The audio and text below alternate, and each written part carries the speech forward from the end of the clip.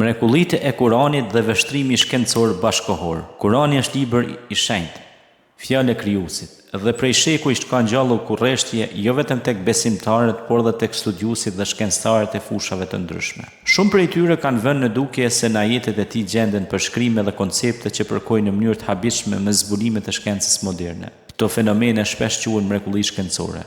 Jo sepse Kurani është libër shkence, por sepse ai përmban shenja që nxisin mendimin dhe reflektimin njerëzor. Një nga shembujt më të përmendur është përshkrimi i krijimit të universit. Në Kuran thuhet se qielli dhe toka ishin një masë e bashkuar dhe më pas u ndanë. Një ide që shumë shkencëtarë lidhin me teorinë e Big Bangut, edhe pse Kurani nuk hyn në detaje teknike, gjuha e tij përputhet me konceptin e një fillimi të përbashkët të gjithësisë. Një fushë tjetër që ka tërhequr vëmendjen e studiuesve është embriologjia. Në disa ajete përshkruhen fazat e zhvillimit të embrionit njerëzor, nga pika e lëngut deri në formimin e kockave dhe mishit. Disa embriologë perëndimor kanë pranuar se këto përshkrime janë befasuese, sidomos duke pasur parasysh kohën kur Kurani u shpall në një epokë pa mjete moderne kërkimore. Shkencëtarët kanë komentuar gjithashtu mbi referencat e Kuranit për natyrën, cikli i ujit, roli i maleve si stabilizues të tokës, si dhe përmendja e erërave dhe rreve. Shihen nga disa studiues si përshkrime të sakta të proceseve natyrore. Këto ajete nuk synojnë të zëvendësojnë shkencën, por të drejtojnë njeriun drejt vëzhgimit dhe studimit të botës. Megjithatë,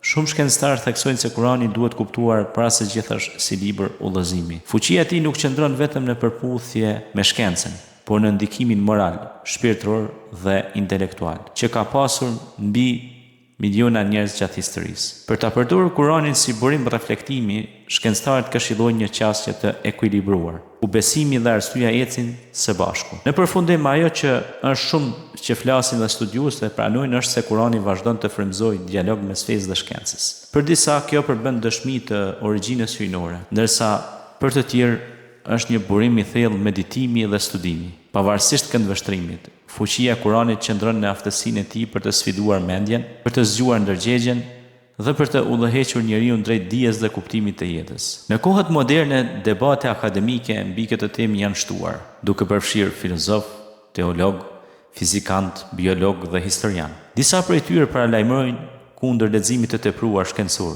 ndërsa të tjerë shohin në Kuran një nxitje të vazhdueshme për kërkim, dije dhe për ullësi intelektuale. Ky dialog i hapur ka ndihmuar në ndërtimin e urë mirëkuptimi mes botkuptimeve, duke treguar se besimi dhe shkenca nuk janë domosdoshmërisht kundërshtare. Për këtë arsye, mrekullitë e Kuranit vazhdojnë të studiohen, jo për të provuar fenë me laborator, por për të kuptuar mesazhin e tij universal, i cili fton njeriu të mendojë, të mësojë dhe të kërkojë të vërtetën me përgjegjësi, urtësi dhe respekt ndaj krijimit hyjnor të gjithësisë njerëzore.